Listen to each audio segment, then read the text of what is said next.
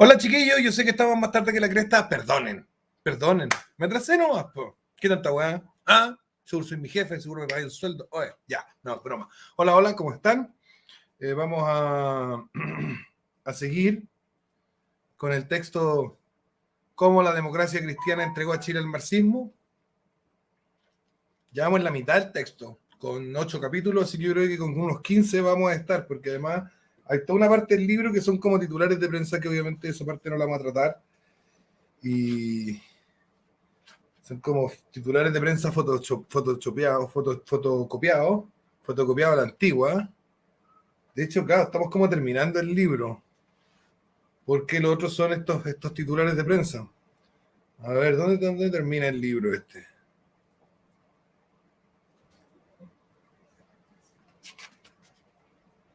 Ya, nos queda re poco, ¿ya? Igual les recomiendo que consigan, yo cacho que yo voy a, ¿sabes qué más? Voy a agarrar el escáner de mi mujer y me lo voy a monopolizar un par de días y voy a hacer un PDF de este libro, ¿ya? Porque es necesario, porque todos estos artículos de prensa son necesarios. ¿Mm?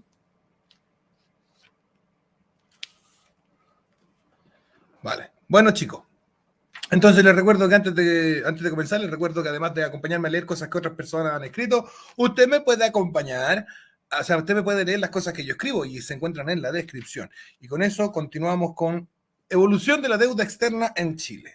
Ya hemos visto cómo este país durante el gobierno de Eduardo Frei fue llevado al penúltimo lugar de América Latina, de acuerdo con sus variaciones en la producción de los principales factores de la economía. El lector, sin necesidad de estudios profundos, comprobará que la confianza que en un primer momento despertó en todos la nueva fórmula política democristiana, propuesta por los milagros renovadores de las viejas estructuras, hizo posible que cuanto crédito, cuanto empréstito solicitaron en el exterior les fuera concedido.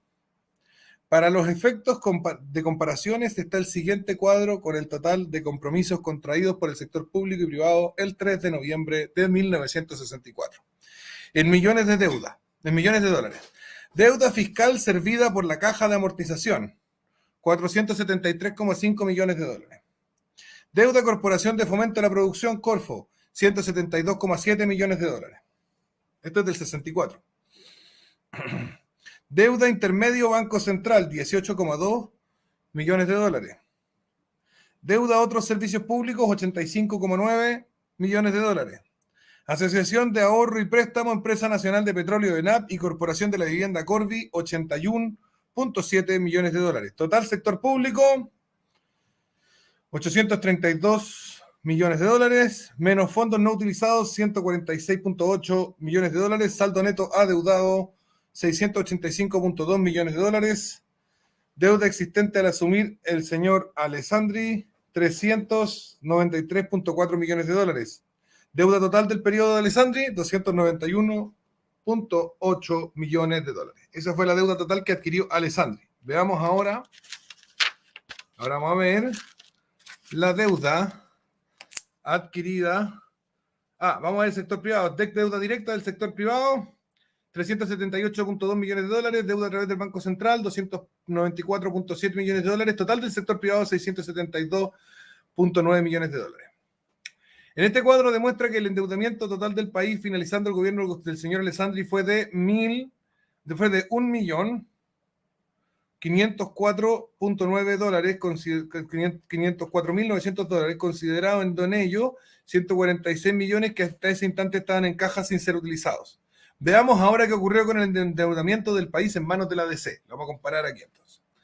No bien Frei se había convertido en presidente electo el 4 de noviembre de 1964, cuando ya una comisión encabezada por Radimiro Tomic, Raúl Sáez y José Piñeras, papito de los Piñeras, se había trasladado a Estados Unidos para tramitar el primer préstamo para el nuevo gobierno, que se concretó el 11 de diciembre de ese mismo año, o sea, solo un mes de toma del poder. 20 meses más tarde, la deuda externa del país había sido aumentada ya en la enorme suma de 600 millones de dólares, comprendiendo todo tipo de monedas, desde libras esterlinas hasta yens, además de un préstamo obtenido en España por 10 millones de dólares para turismo. Debe agregarse a esto los pagos que debieron hacerse en los años 1965-1966 por concepto de amortización y que no se realizaron porque el gobierno de Frei renegoció esta deuda para continuar haciéndolo a contar de 1967. Esto proporcionó una mayor disponibilidad de 90 millones de dólares que fueron a gravitar en el endeudamiento del país. Como prueba de los crecientes créditos, tenemos que en junio de 1966, según datos entregados por la Corfo, Banco Central de Chile y otras fuentes económicas estatales, ya el Banco Central había contratado 27 préstamos en el extranjero, de los cuales 10 fueron en dólares, a través de bancos privados norteamericanos y otros provenientes de convenios con el secretario del Tesoro de Estados Unidos, con el Fondo Monetario Internacional, AID, Exim Bank, etc. El monto de las operaciones ascendió a 351.851.763 dólares. Además, se obtuvieron 2 empréstitos en Inglaterra por un total de 6 millones de libras esterlinas. Y en ese momento la libra esterlina estaba a $2.08. Otro con el consorcio de bancos suizos por la cantidad de 15 millones de francos suizos en febrero de 1965, que fue una ampliación de un préstamo anterior por 20 millones, 1 de diciembre del 61. 5 empréstitos en marcos alemanes. Estaban a 25 centavos de dólar el marco en ese momento. Por 33.333.000 con el Creditstalt Fürwidenraufbahn. 2 préstamos en liras provenientes del gobierno italiano por 8.865 millones de liras. Cada dólar valía unas 625 liras.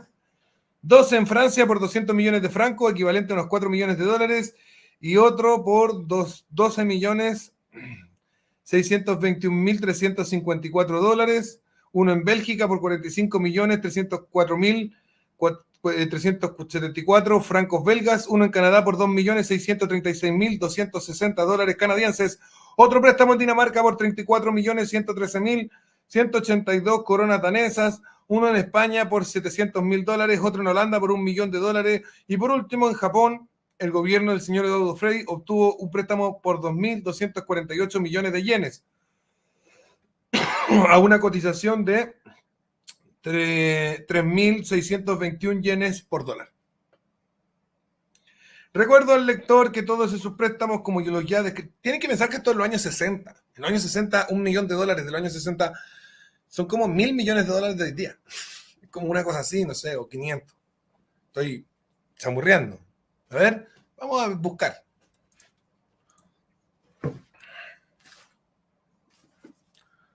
Dólar 1.009, porque el dólar tuvo la gran crisis inflacionaria de los 70 y ahora tiene otra. 65 versus hoy.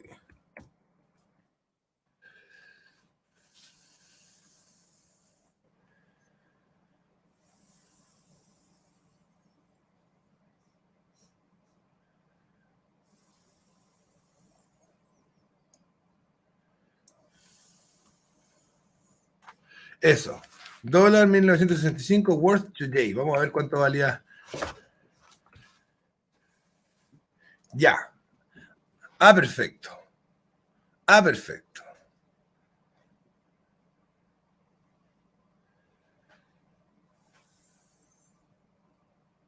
Ya. Hay que multiplicarlo por 10. Yo me estaba pasando de rosca. Según esta página, todo esto es. Puede no ser así, porque igual tuvieron una inflación cabrona del 12% en su momento y todo. Pero bueno, ya. Entonces, recuerdo al lector que todos estos préstamos, como lo ya descrito anteriormente, corresponden no solamente a los 2 primeros años de gobierno democristiano, es decir, cuando la fiebre de la reforma agraria y otros cambios impulsados por la Revolución en Libertad estaban en pleno apogeo. Apogeo.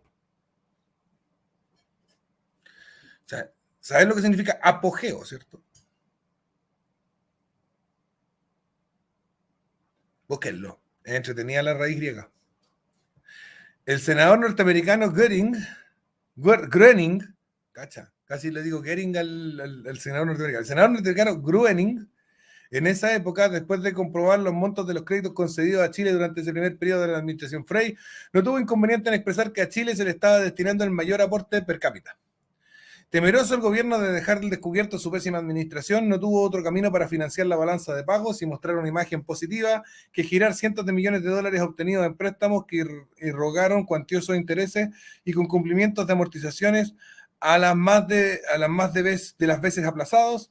Sobre esto, un senador en el Parlamento chileno dejó oír su voz expresando: el déficit real de la balanza de pagos de pagos se ha ido agravando notablemente. Se ha falseado la estadística del comercio exterior mediante el desconocimiento del tremendo endeudamiento anual con el cual se financian los gastos. El déficit real de la balanza de pagos ha tenido la siguiente evolución: 390 millones de dólares en 1964, acuérdense, con lo que nos dejó Alessandri, y entra 494 millones de dólares en el 65, en el 66 455 millones de dólares, en el 67 460 millones de dólares.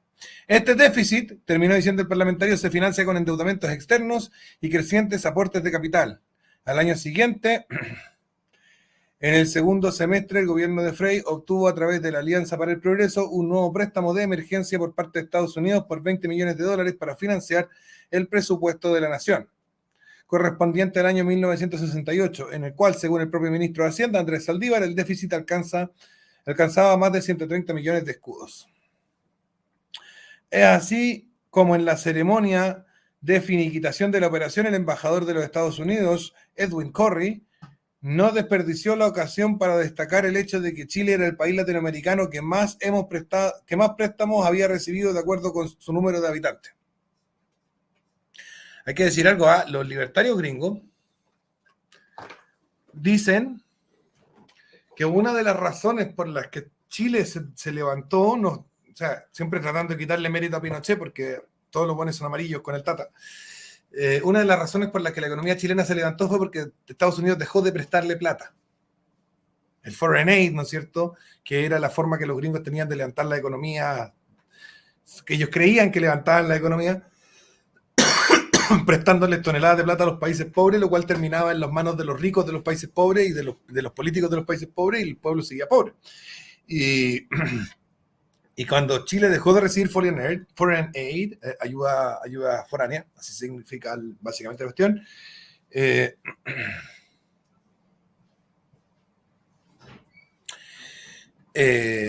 cuando dejó de recibir foreign aid, señor Jefferson, no me pongan la definición, yo dije que me busquen la etimología, porque eso es muy entretenido. Ya. Entonces, cuando Chile dejó de recibir foreign aid, fue justo cuando Pinochet, Estados Unidos dejó de prestarle o de regalarle plata a Chile porque estaba Pinochet. La democracia y la weá. Y ahí Chile se levantó. Y los buenos dicen que es por eso. Yo creo que es por Pinochet, pero bueno, sigamos. Porque en todo caso, España se levantó con ayuda gringa y no le fue un impedimento. Yo sé lo que significa apogeo, señor Jefferson. Estoy diciéndoles que me busquen la raíz etimológica para que la disfruten, porque es una... Así como considerar, que también es una raíz etimológica muy rica. A mí me gusta, me entretiene, me es poético la raíz etimológica de la palabra. Y la raíz etimológica de apogeo es muy, muy, muy, muy agradable, muy entretenida. Es una cosa... Hay etimologías que le dan un sentido a las palabras donde uno queda así, ¡oh, qué rico la palabra! ¡Tanto que significa! Entonces, en considerar, en apogeo, son dos ejemplos que se me vienen a la cabeza ahora, pero hay varias más, te genera esa sensación. Tú llegáis al origen etimológico y decís, ¡ah! Su significado se enriquece y sientes como que ahora tienes como el doble de contenido en la cabeza que antes, como una sensación de así, como el meme, ¿ya? Bueno. Pinochet o Franco, ¿quién fue mejor?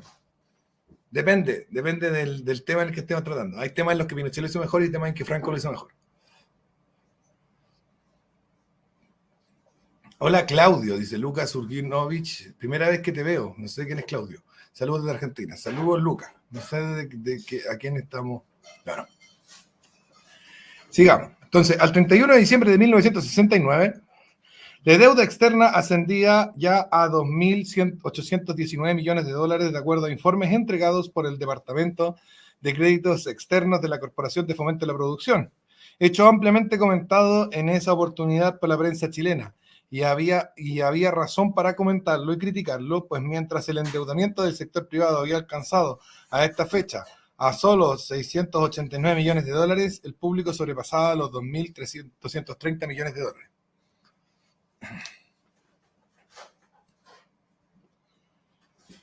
Según estimaciones de la Corfo, durante el año 1969, el país obtuvo créditos en el extranjero por 88 millones de dólares en favor del sector privado, contra 460 del sector público, alcanzando las amortizaciones, según datos oficiales, a la cantidad de 199 millones de dólares, que representaban más de un 16% del total de ingresos obtenidos por Chile a través de su comercio en el exterior. Las instituciones internacionales más requeridas por el gobierno de Frei para sus créditos fueron Agencia de Desarrollo Internacional, AID, Banco de Exportaciones e Importaciones Estados Unidos, Exim Bank, Fondo Monetario Internacional, FMI, Banco Interamericano de Desarrollo, BID, Banco Interamericano de Reconstrucción y Fomento, Banco de Crédito para la Reconstrucción de la Alemania Federal. Ya, hasta para allá recibimos plata. Ya.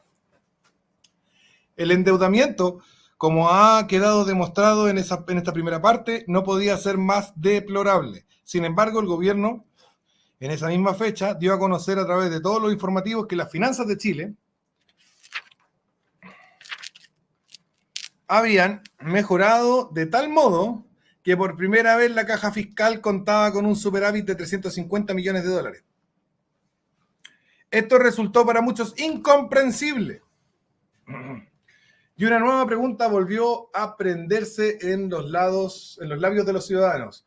No es fácil entender esto, porque si la situación del país es tan maravillosa como que hay tan fabuloso superávit, ¿cómo se explica entonces que sigan solicitando préstamos en el exterior? No se explica, ¿cierto? Una noticia de esta naturaleza, como se comprenderá, hizo sonreír a los entendidos. Quienes lo comentaron y tildaron como otra de las grandes farsas del gobierno de Frei. Así fue como un senador de la República, al referirse a este asombroso milagro, no tuvo inconveniente en decir sarcásticamente: ¿cómo será de malo el gobierno del señor Frei, que habiendo, como dice, superávit, tiene el país en quiebra? La inflación fue otra de las desgracias sufridas en Chile durante el régimen democristiano. No obstante haber prometido Frei durante la campaña presidencial que lo primero que quería al asumir el mando de la nación sería poner fin al tan despiadado flagelo que atentaba directamente contra los intereses de los trabajadores, pero esto, como en todo, tampoco se concretó. Por el contrario, se agravó día a día.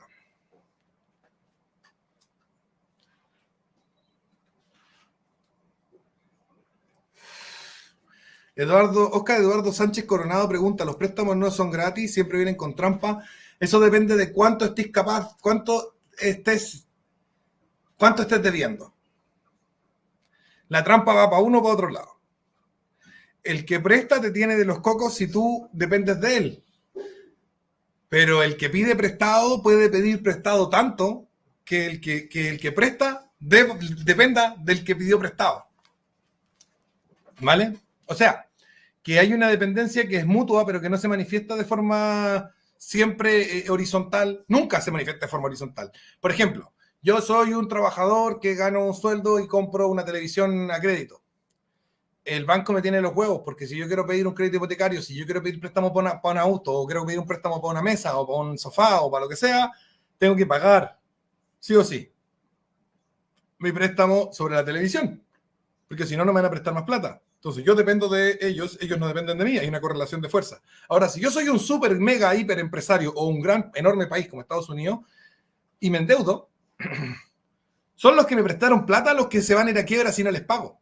Porque yo les pedí tanta plata que dependen de que yo les pague para seguir existiendo. Es lo que hizo Goldman en Cencosud. Entonces, la deuda es... cuando alguien se endeuda con alguien, uno de los dos va a quedar amarrado, atrapado. Va a perder totalmente su capacidad de toma de decisiones. Uno de los dos. Es así. Uno de los dos va a perder su toma de decisiones porque está generando una relación dispar. Porque la capacidad de negociación y de poder que tiene una parte versus la otra no es la misma. El que presta puede ser más grande que tú y tú dependes del que te presta, porque si no te presta te mueres. Y con una empresa chica, o el que te pidió prestado puede ser más grande que tú y tú tienes que seguirle prestando porque si no te paga te mueres, como puede ser una empresa grande, ¿vale? Eso.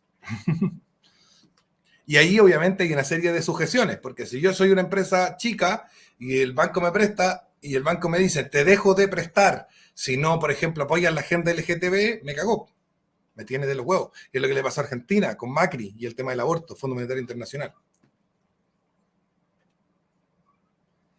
Sebastián Izquierdo, ¿cuándo va a hablar del nuevo supuesto colapso social que se viene? Yo he hablado de eso, hasta escribí un texto al respecto ahora, UFED. Escribí colapso demográfico, el fatal hedonismo, está en la descripción, cómprenlo, léelo, vale 99 centavos de dólar, tampoco es caro, 800 pesos, 700 pesos, está barato, y se lo compra y se lo lee y lo disfruta. Yo he escrito sobre eso, he hecho un montón de videos sobre colapso, estoy hablando del colapso hace 3 años, del colapso civilizatorio. Y hay un video muy bueno que se llama Teoría del colapso civilizatorio por 5 pilares, que está muy bonito, me quedó muy bueno, así que véalo también. ¿Quiere sobre colapso? Yo tengo mis teorías de colapso y las he explicado de distintas maneras.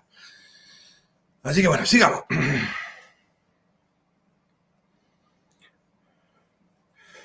Uno de los factores básicos de la inflación fue el gran y desproporcionado aumento de los gastos públicos que en 1970 ascendieron a 20.296 millones de escudos. Este desbordado crecimiento de los gastos públicos que de 2.219 millones de escudos del año 64 se elevó a 18.926 millones en el año 1970, o sea, 9.2 veces superior al último año del régimen anterior, sin considerar el reajuste de Fuerzas Armadas y Carabineros, fue sin duda lo que más contribuyó a la creciente inflación. Claro, multiplicaron por 10 el gasto público. Algo parecido a lo que hicieron los democristianos en el primer gobierno de Piñera y de Bachelet.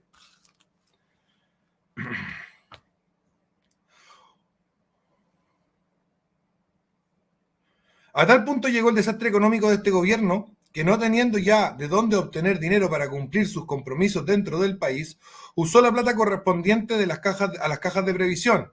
Esto trajo como consecuencia un informe del Superintendente de Seguridad Social, emitido a fines de 1969, en cuya parte pertinente decía que a esa fecha se debía a las cajas de previsión la suma de 412 millones de escudos por compromisos internos incumplidos por el gobierno. Este trajo como consecuencia una dramática crisis de las instituciones previsionales que no pudieron servir las variadas y urgentes solicitudes de dinero de sus afiliados, entre los cuales estaban también los jubilados montepiados que por largos y angustiosos meses no recibieron sus pagos, careciendo por tanto de los medios necesarios para su sustento y en muchos casos para el tratamiento de sus enfermedades. De esta crítica situación inflacionaria, si bien en Chile se trató de disimular con índices que a muchos no satisfacieron, no ocurrió lo mismo con los organismos internacionales. El Chemical Bank de Nueva York, por ejemplo, después de analizar el proceso económico de Chile, publicó lo siguiente, que fue ampliamente difundido a través de los cables de la United Press en febrero de 1970. Uno de los factores principales de la espiral inflacionista en Chile es el extraordinario aumento de los gastos públicos desde 1964 hasta 1968. Los gastos aumentaron en un 72,9% en términos reales. Durante el periodo mencionado, el crecimiento del PIB fue muy inferior, en forma tal que la incidencia de los gastos públicos totales en el PIB se elevó de 29% en 1964 a 41.2% en 1968. Los gastos del gobierno en 1968 fueron superiores en un 43,5% en escudos actuales a los de 1967. El gobierno esperaba reducir la cifra de gastos en 1969 a 33.4%. La inquietud laboral ha sido una consecuencia de la inflación. En 1968, hasta mediados de noviembre, se habían perdido 4.41 millones en horas hombre por causa de las huelgas, comparadas con los 1.99 millones de horas hombres perdidas en 1967. O sea, en Chile, en todo hubo aumento o disminución en el régimen de Frey, siempre en perjuicio del país, hasta culminar al final del periodo con un alza del costo de la vida que alcanzó el 159,6% según datos recopilados por el IFS del FMI. El aumento del costo de la vida, y aquí aparece la tabla 5, esto es como una tesis porque está llena de tablas, pero bueno, ahí muestran eso, el aumento del costo de la vida. Como hemos visto, el gobierno democristiano no solo echó mano al uso ilimitado de créditos, sino que constantemente aumentó los tributos a la población, Lo informado por la CEPAL en su estudio correspondiente al año 1968, ubicó a Chile en el primer lugar entre los países con mayores porcentajes de América Latina. Esta situación repercutió gravemente en la forma directa del desarrollo industrial y comercial del país, ya que en este campo se origina casi la totalidad del Producto Interno Bruto. Observamos esto en la siguiente tabla. Bien, vemos que la carga fiscal de Argentina era 6.4%. La de Colombia era 8. Estamos hablando del año 60 de los años del 68. Miren, en el 68, para que vean.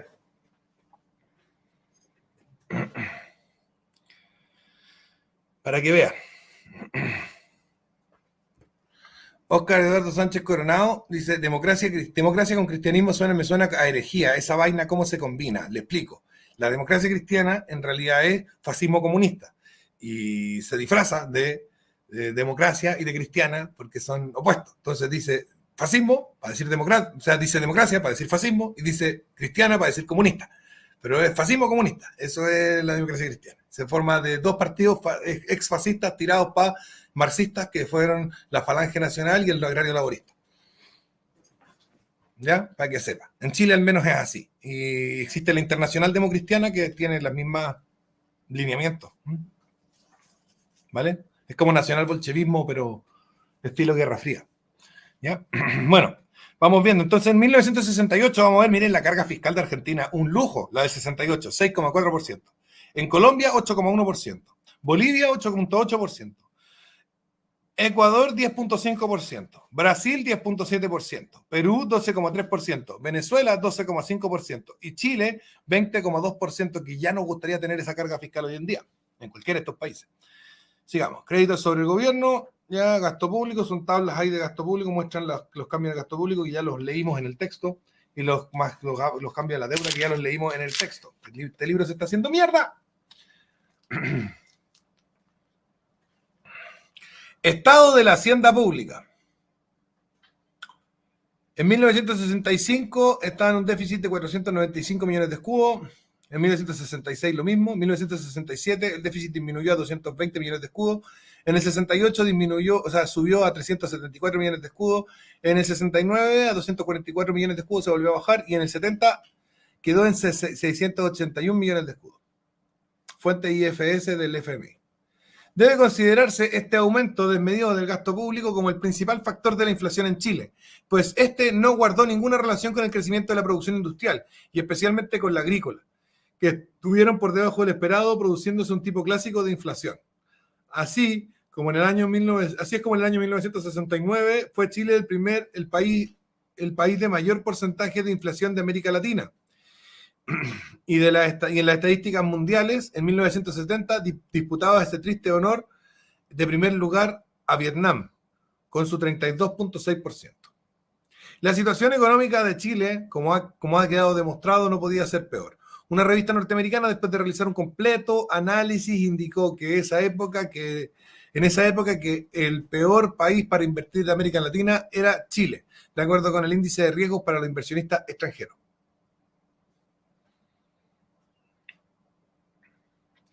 Una declaración de esta naturaleza, como se comprenderá, influyó en las fuentes de trabajo, la disminución del poder comprador, la falta de créditos, la inseguridad de las inversiones, el crecimiento permanente de los impuestos, los agudos problemas laborales instigados permanentemente por activistas comunistas y democristianos, produjo día a día una mayor merma en la producción de industria y fábricas. Asimismo, la casi total paralización de las obras públicas, especialmente la construcción de viviendas, a la que se sumó el cierre creciente de establecimientos comerciales y aún de muchas industrias, trajo como consecuencia una alarmante cesantía que en algunas ciudades de Chile alcanzó el 25% de su fuerza de trabajo. La encuesta realizada en 1968 por el Instituto de Economía de la Universidad de Chile acusó para el Gran Santiago en los meses de julio y agosto y septiembre un índice del 6,7%, mientras que los ingresos de las 2/3 partes de la población trabajadora, según ese informe, fueron iguales o inferiores al sueldo vital. Por otro lado, ocurrió en la zona de Concepción, Talcahuano, Lote Coronel. Otro tanto ocurrió en la zona de Concepción, Talcahuano, Lote Coronel. En las dos primeras ciudades la desocupación alcanzó en esa fecha un 11% y en la segunda, el sector minero se registró un 13,8%. A mediados del año 1969, según las encuestas, el porcentaje de desocupados llegó al 7,1%, similar al de marzo del 68, pero superior al de julio del 68, que fue del 6,7%. Por su parte, la Dirección de Estadísticas y Censos mostró en su encuesta realizada el 30 de julio de 1969, en el puerto de San Antonio, a pocos kilómetros de la capital, un 9,2% de cesantía. Igual cosa ocurrió con el Instituto de Ciencias Económicas y de la Universidad de Chile, cuyas exposiciones públicas respecto a esto fueron concluyentes. El siguiente cuadro deja al descubierto el drama que estaban sufriendo los trabajadores chilenos. Y ahí muestra un aumento sistemático del desempleo, ¿no es cierto?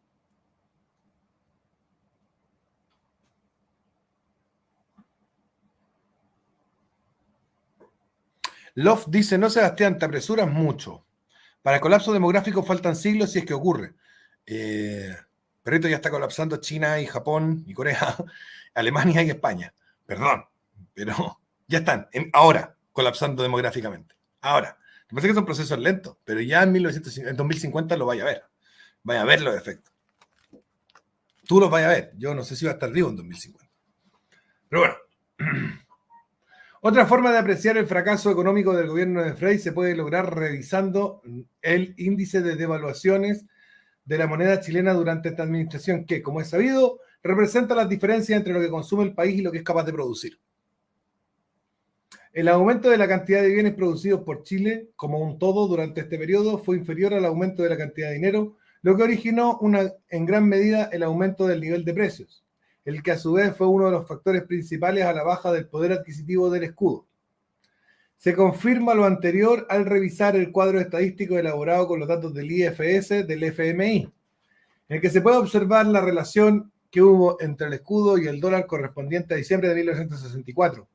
Y junio de 1970. La fuerte caída del escudo en los últimos años es un reflejo indiscutible de los múltiples desatinos del gobierno de la Revolución en Libertad. Ya, entonces lo voy a resumir este cuadro, ¿vale? En 1964 se cambiaba el dólar por 2,7 escudos y en 1970 por 11,8 escudos.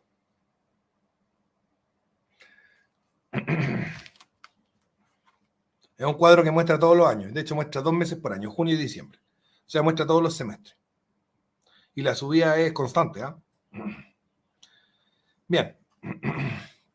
Esta caída constante de la economía chilena, sinónimo del fracaso o del empeño que puso el presidente Frey y su Partido Demócrata Cristiano por destruir las viejas estructuras donde los alimentos y otros artículos de primera necesidad fueron importados cada vez en mayor cantidad para satisfacer la decreciente demanda interna, convirtieron a Chile en el país de inflación crónica. Podrían pasar muchos años, pero habrá preguntas que continuarán latentes. ¿Por qué hacerle tanto daño a la nación?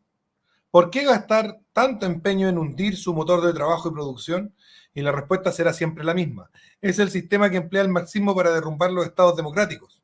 En la práctica no lo hacen desposadamente con los comunistas, sino que lo dejan hacer a sus servidores mimetizados de demócratas. Bachelet, Piñera y Boric.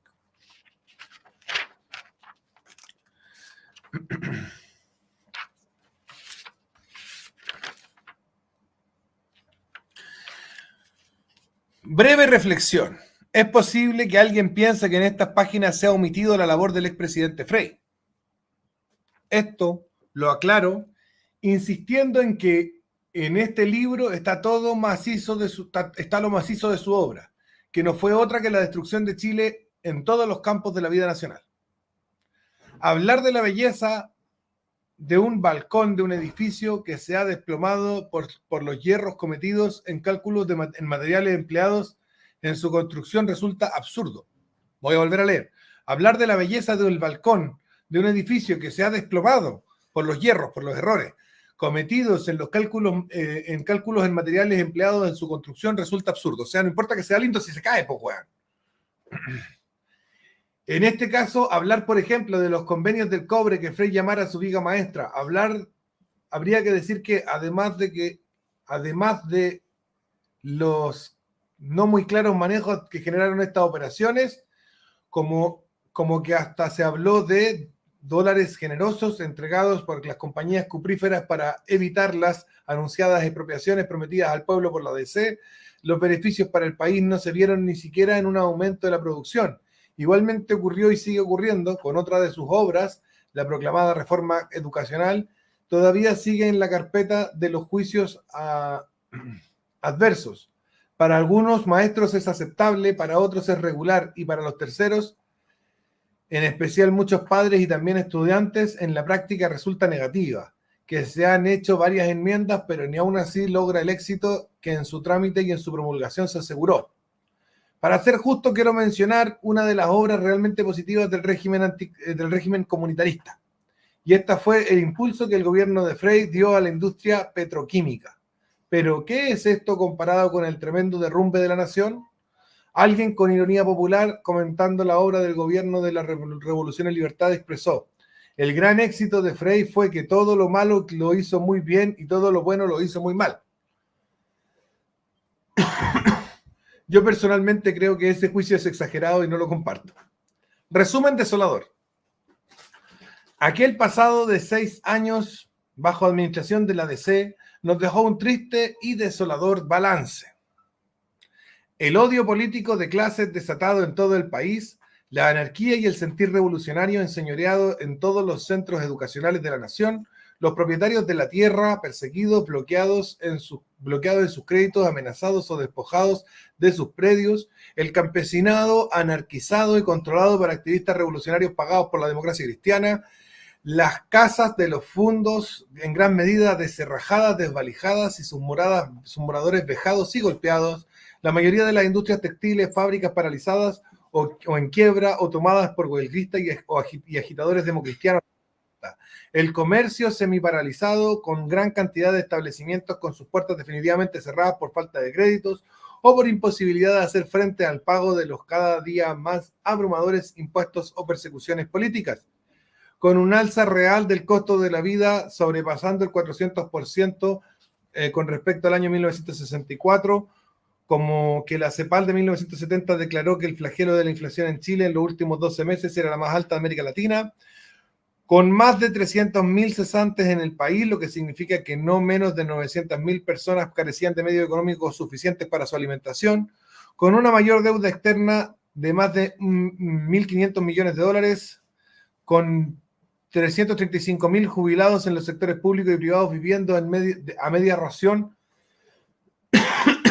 pues sus pensiones mensuales se mantuvieron indolentemente en el límite del hambre, con deudas internas a todos los municipios del país, a todas las cajas de previsión, a los contratistas de obras públicas y entidades particulares, un total superior a los 750 millones de escudos, con la moneda totalmente desvalorizada como consecuencia en parte de las permanentes emisiones inorgánicas que sobrepasaron largamente los 500 millones de escudos, con un ejército burocrático partidario introducido en los servicios del Estado, lo que hizo que la cantidad de funcionarios públicos existente en 1964 se duplicara y hasta triplicara en muchos casos, y en fin, con un gobierno sin mando, velas sin timón, destruido su moral, en su ponderación y en su sentido de la patria.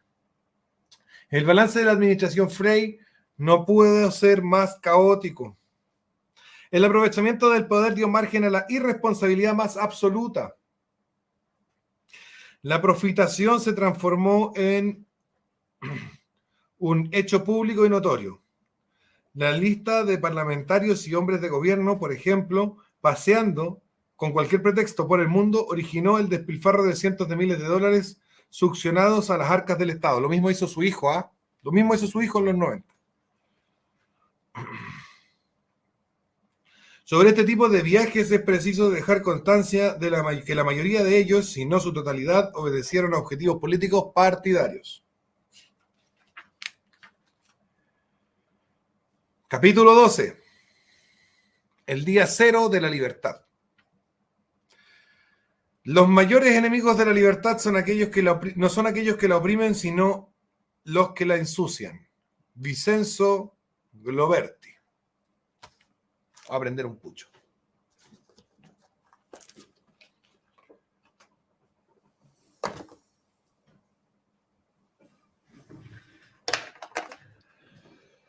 respecto al tema del colapso que me están comentando en el chat, que dice, Sebastián, te apresuras mucho, dice que yo lo pongo muy cerca. A ver, hay una posibilidad cierta de que entre India y Estados Unidos afirmen el mundo. India por el lado demográfico, porque a pesar de que sus tasas de natalidad no son muy altas, son suficientes para el reemplazo de su población, que es alta, y Estados Unidos tiene mecanismos y recursos y capacidad de volver a llevar su industria a su país, lo cual impulsaría nuevamente su natalidad también, frente al colapso inminente de China, que está cayendo brutalmente, y además la Unión Europea ha determinado que no van a invertir más en China y que van a invertir ahora en Vietnam. Entonces China se va, Japón se va, se está yendo 1% en este momento, ya llegaron al 1% de disminución de la población al año, lo que significa que obviamente eso es exponencial, si ya están perdiendo el 1%, en unos 3-4 años más estarán perdiendo el 2%, y luego el 3%, y luego el 4%, y de repente ya no van a quedar japoneses. Estamos también con el mismo problema en Corea, un poquito más lento, en Alemania un poquito más lento, en España un poquito más lento. Entonces, todo esto viene a decirnos, oye, ¿dónde se van a fabricar las cosas? Porque en el fondo los países que sí tienen gente necesitan cosas, ¿no es cierto? La gente no vive del aire, y los países que sí tienen gente, como puede ser Nigeria, por ejemplo, que está en un aumento de su demografía, se espera un crecimiento demográfico, una explosión demográfica en Afganistán, luego de la toma del poder de los talibanes, si es que no lo invaden de nuevo.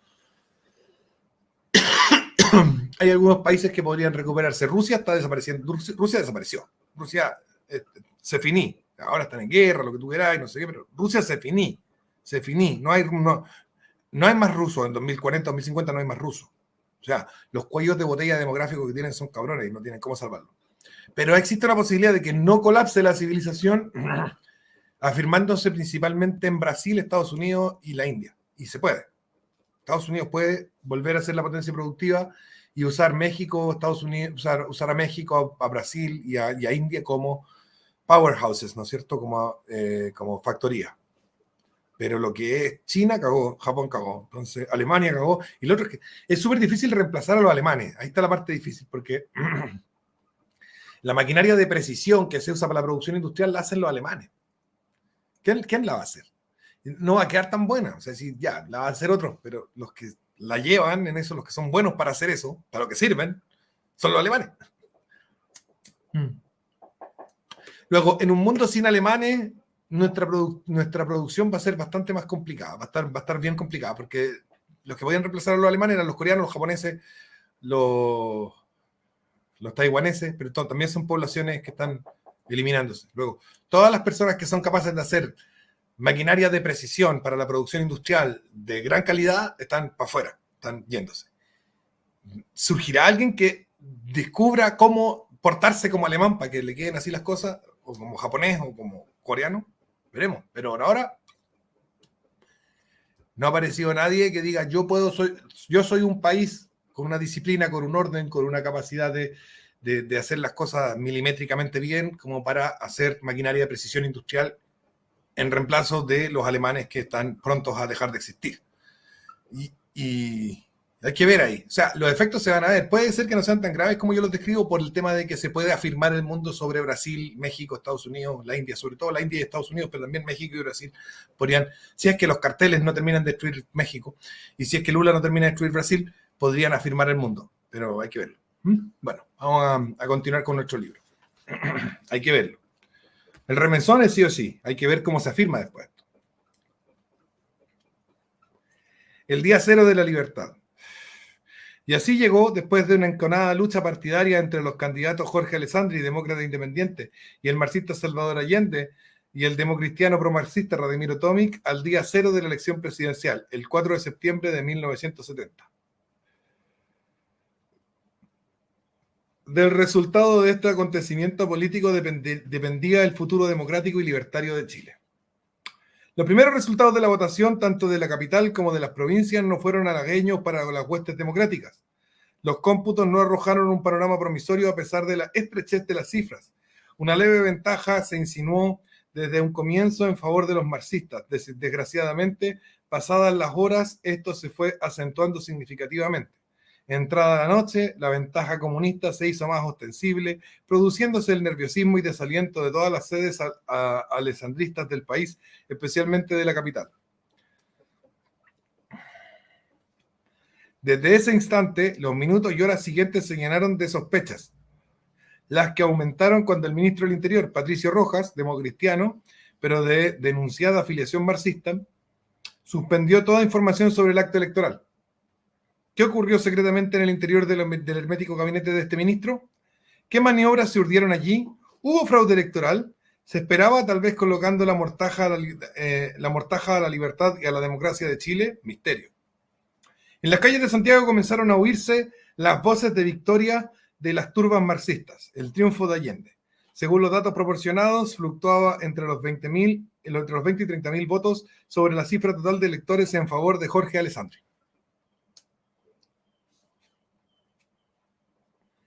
Cuando esta desgracia para la democracia parecía ya consumada, una voz de mujer empapada de emoción patria se escuchó a través de la radio. Aquella mujer era la diputada Silvia Alessandri, sobrina del abanderado de Demócrata, que preguntó entre atónita y angustiada: ¿dónde están los votos de las mujeres de Chile? De ahí en adelante todo un drama democrático, aumentando en forma creciente por el bullicio de los vencedores, comenzó a extenderse dolorosamente en el corazón del pueblo amante de la libertad, herencia histórica y orgullo de toda su existencia. Llegó un instante en el que todo enmudeció. Fue un silencio que cerró las puertas y ventanas y en muchos casos llenó los pechos de zozobras y los ojos de lágrimas. En la mayoría de las casas donde los moradores habían colocado alguna insignia o letrero del candidato independiente, manos sigilosas se apresuraron a sacarlo, temiendo ser blanco de las turbas comunistas, ya por esas horas incontroladas. La catarsis que siempre hacen estos huevones de destruir todo porque están enojados por alguna hueá. Entre tanto, Jorge Alessandri, el ilustre hijo de Chile, expresidente de la República, derrotado y con la sola compañía de otro gran patriota, ex candidato a presidente de la Nación, Arturo Mate Larraín, y unos cuantos familiares y amigos, no ocultó su honda preocupación, no por él, sino por lo que aquel fracaso electoral significaba para el país. Chantaje electoral. Terminada la elección vinieron los parabienes. Ahora, horas después del diario La Tercera publicó lo siguiente: la casa de Salvador Allende era desde tempranas horas de ayer el centro de atracción de centenares de personas que ya, fuese caminando o en automóvil, cruzaban frente a ella. Muchas personas entraban y salían de la casa, pero hubo una visita que causó particular expectación. En efecto, faltando 15 minutos para las 13 horas, desde un taxi que se detuvo frente al 932 de Guardia Vieja, descendieron el candidato de la democracia cristiana, Radimiro Tovic, y su generalísimo, Enrique Kraus. Ambos avanzaron a través del jardín que no tiene rejas a la calle, mientras que desde el interior de la casa avanzó Allende para confundirse con su contendor político en un estrecho abrazo. Al cabo de no más de 10 minutos, se abrió la puerta y aparecieron nuevamente en el umbral Allende y Tomic. El candidato democristiano fue el primero en dirigirse a los periodistas para expresar: he venido a cumplir con un deber cívico, con un deber de amistad.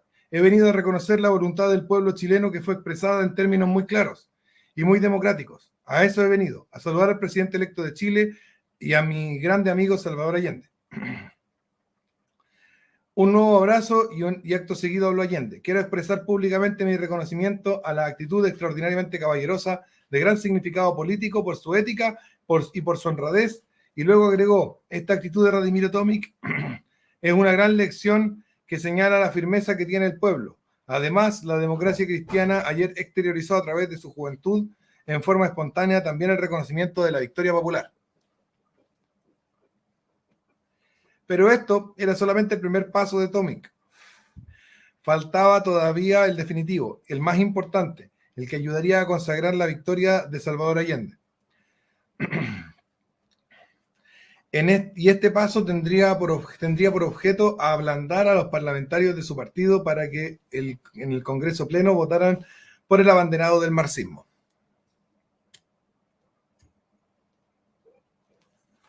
Entre tanto, cerrada la votación, esta dejaba flotando para la historia los resultados finales de la elección. 1.070.334 votos, 36,5% para Allende. 1.031.159 votos, 34,9% para Alessandri. Y 821.801 votos, 27,8% para Tomic. La diferencia era, en consecuencia, de 49.175 votos. El Kerensky chilenos. Los días siguientes al 4 de septiembre desataron ya el desorden en todo el país. Fueron el preludio de lo que le esperaba a Chile. Las hordas comunistas, tomando conciencia de que ya eran poder, se lanzaron a las calles profiriendo toda clase de amenazas y consignas revolucionarias que hacían extraños el rostro y la vida de las ciudades, especialmente en Santiago. Y esto fue creciendo día a día. Desde luego, no cabía duda de que en el país ya no mandaba el presidente Frei.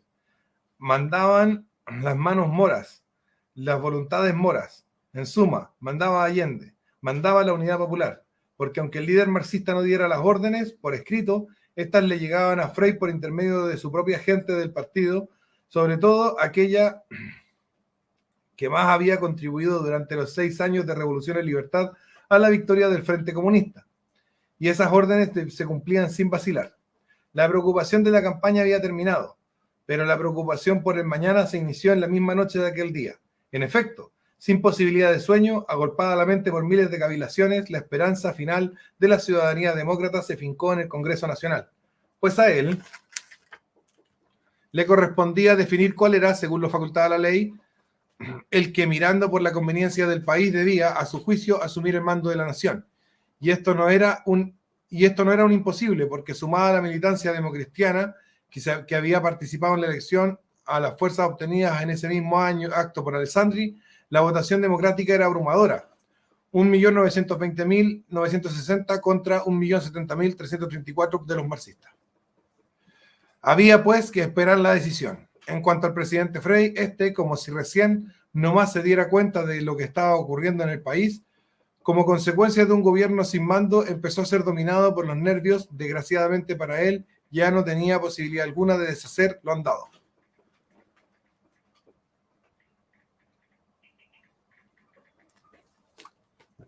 Se ha bloqueado Kevin porque no le gusta la lectura y las lecturas son importantes en este canal. Este canal es de gente que lee, compadre. Gente que no lee no está en este canal. Pero, ¿qué había pasado? ¿Por qué había pasado todo esto? Sencillamente porque transcurridos los 3 primeros años de su gobierno, ante la imposibilidad de que la democracia cristiana permaneciera en el poder por 30 años, como lo pregonaran cuando recién llegaron al poder, se agregaban ahora la posibilidad de que Alessandri fuera elegido presidente de Chile.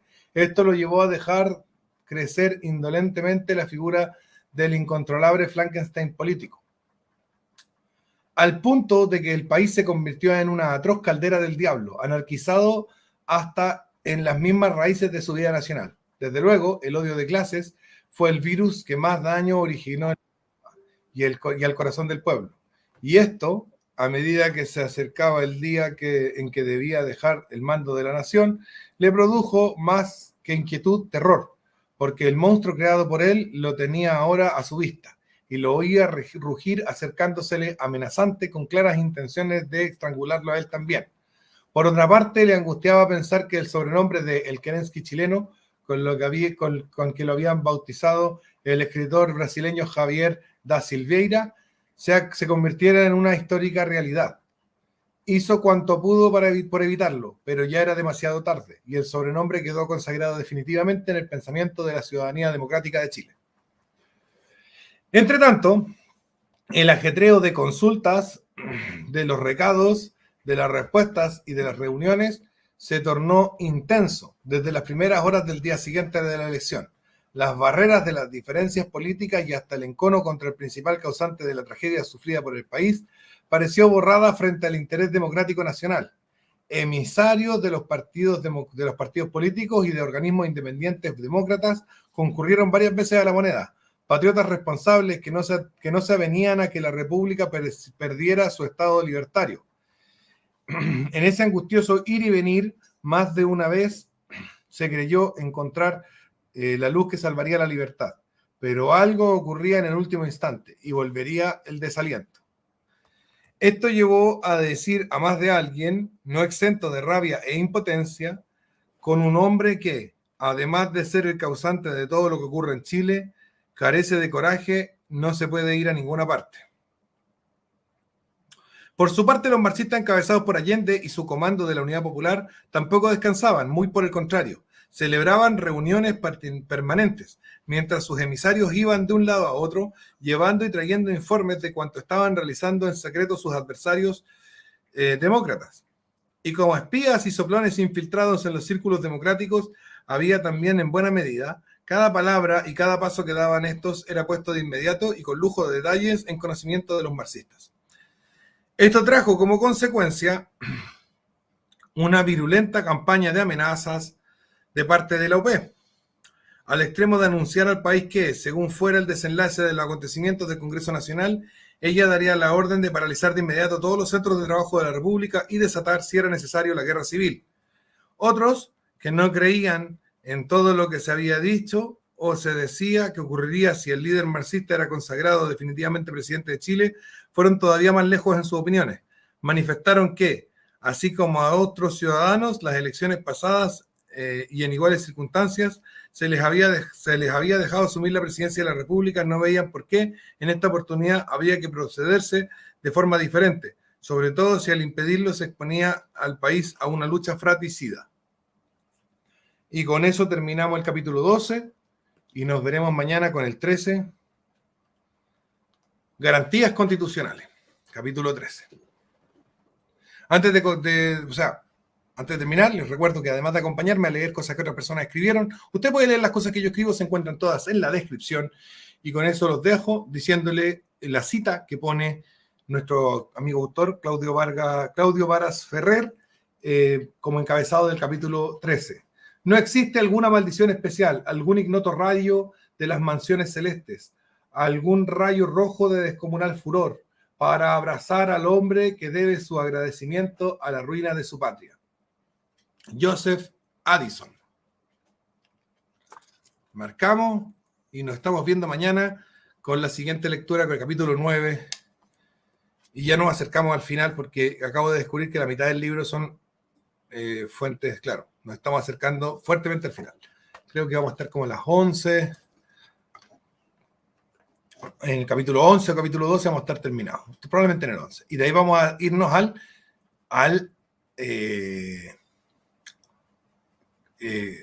vamos a leernos el Catecismo del Concilio de Trento. Ese es el libro que viene. Y ese lo vamos a leer en pantalla, porque el día del pico lo encuentro en alguna librería. Así que lo vamos a leer en pantalla. Tiene 560 y tantas páginas, así que vamos a estar un buen rato leyendo ese. Y con eso nos despedimos y nos vemos mañana. Chao, chao. Un besito.